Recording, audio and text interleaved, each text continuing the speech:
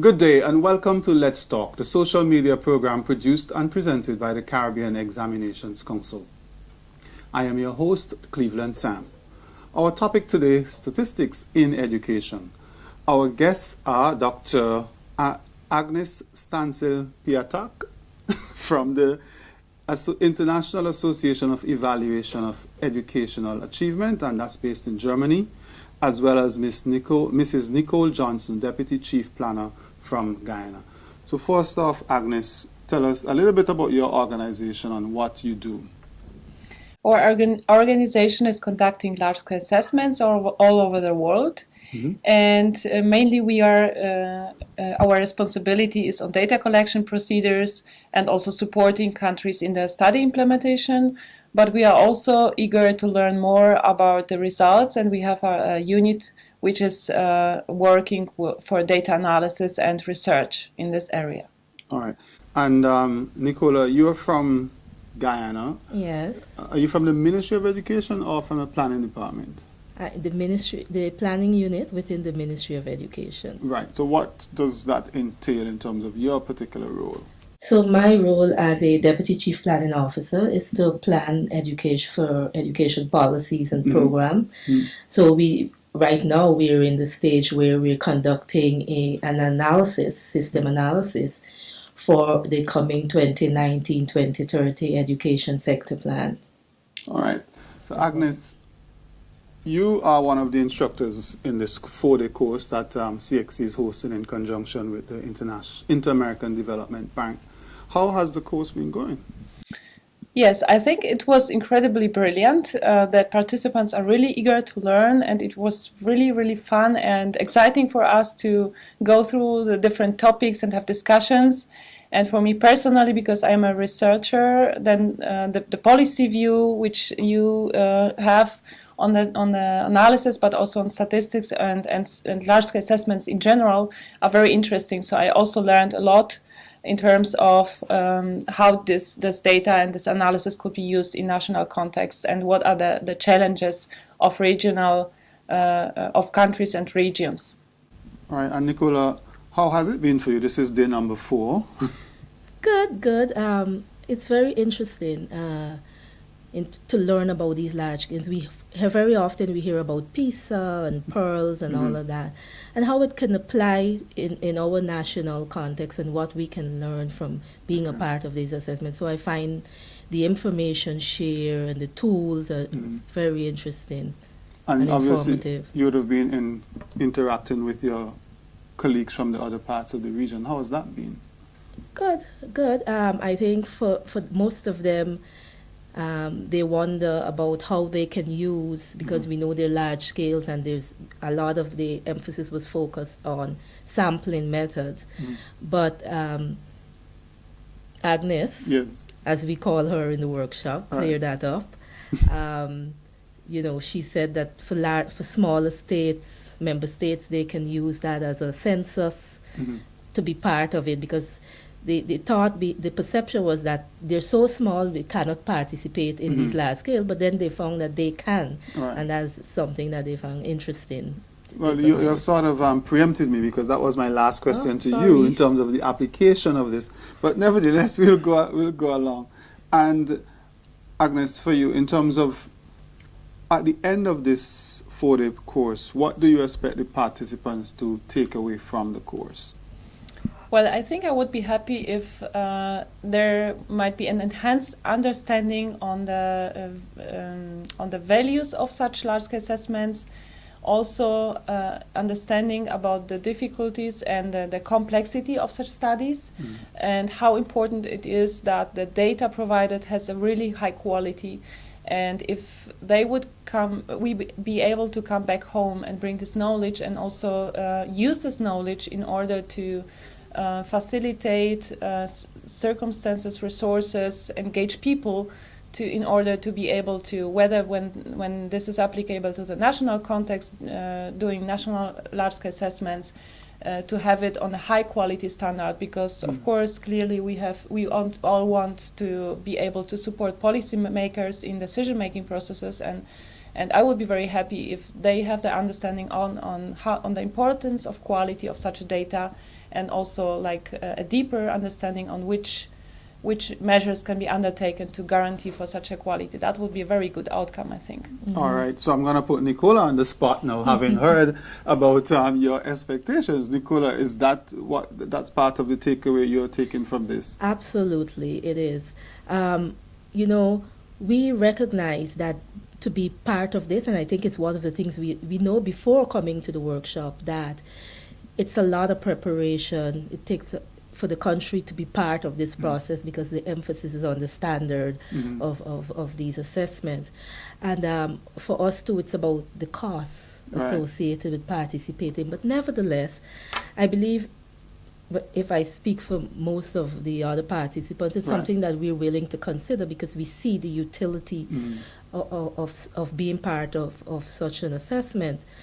And I lose my train of thought. But in addition to that, in terms of participating on the international assessment, in terms of application to your local circumstances in Guyana, how do you see the information that you attain here helping you with that? I think it would be very helpful, the information in terms of the tools and so on that we learn. It would be very helpful. It would be very helpful to us because, as Agnes said, being able to use the statistical methods and the tools that they expose us to, we now can say we will know what to look for, in what fashion, and those kinds of things. So I feel that this was very important aspect of the program. So this understanding the methods and tools. Okay, this for both of you, because generally statistics is not something that the average man on the street cares about or even understands. How can we in the education realm make statistics more palatable, more easily understood? Or are there ways for us to do that? How can we do that to make the man on the street more interested in hearing about statistics in education? One of the participants talk about translating it into English. There you go. Yeah. I think our role as technicians is to ensure that when we're conveying the findings based on our statistics, that we convey it in such a way that our audience or the user of the information understands. So we're now going to talk about stochastic analysis and deterministic approach and all of that. But we're going to translate in a form that they can understand. This is what the results are saying. So I think it's for us as technicians to be able to have the ability to translate it, that the layman can understand what it is that we're saying. Excellent. Into English or into German in your case? Yeah, so I can probably also add on this. So we are, as an institution who is really interested in supporting policymakers but also practitioners, we are also having our thoughts on this issue because we would like our results, and the data is incredibly rich and it has so many potentials.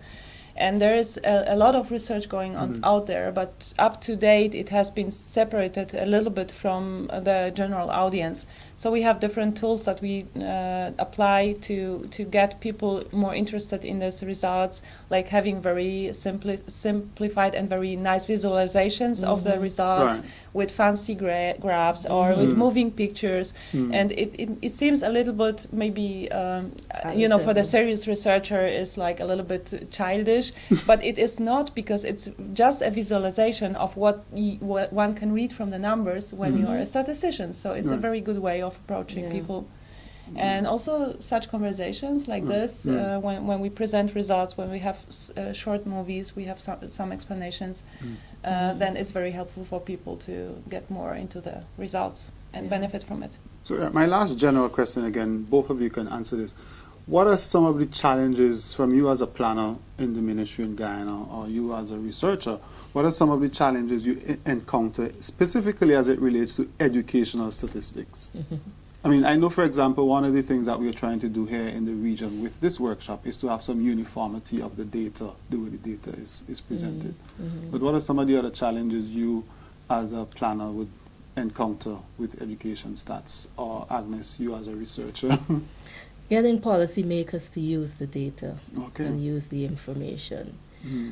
It's one of, I think I speak for all statisticians, is our biggest issue and challenge, getting them to use the data to make informed decisions. Right. And that, I think that's a challenge throughout the CARICOM. Okay.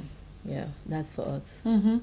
Well, I think from statistical and researcher point of view, there are many challenges, but I would probably mention one which is related to this, because there are some countries where these results are extensively used, but they are misused. So our concern is also to make the politicians using them properly, and not just to take this evidence to support their own wishes, but really to dig into the data and really be informed by this data.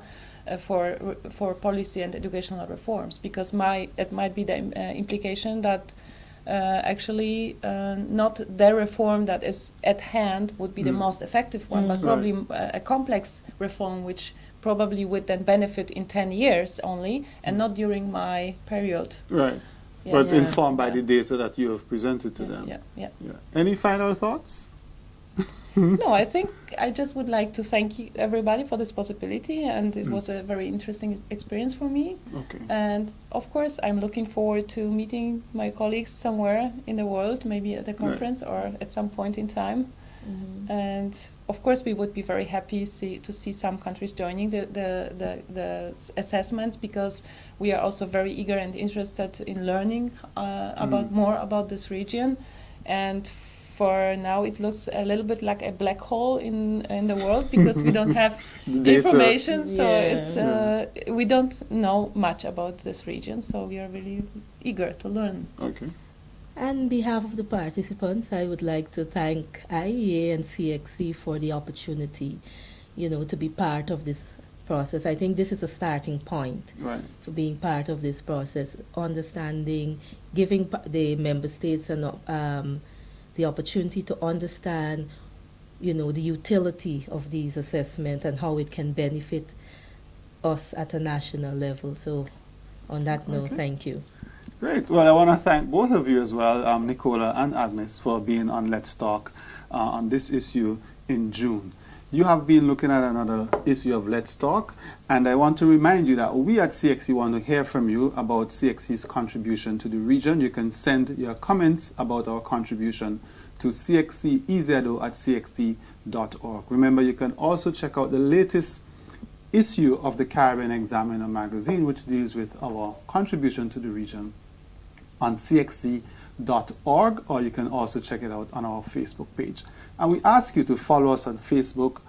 Please like our Facebook page, follow us on Twitter, and subscribe to our monthly communications bulletin at cxc.org. I'm your host, Cleveland Sam. Until next time. Bye. Bye. Bye.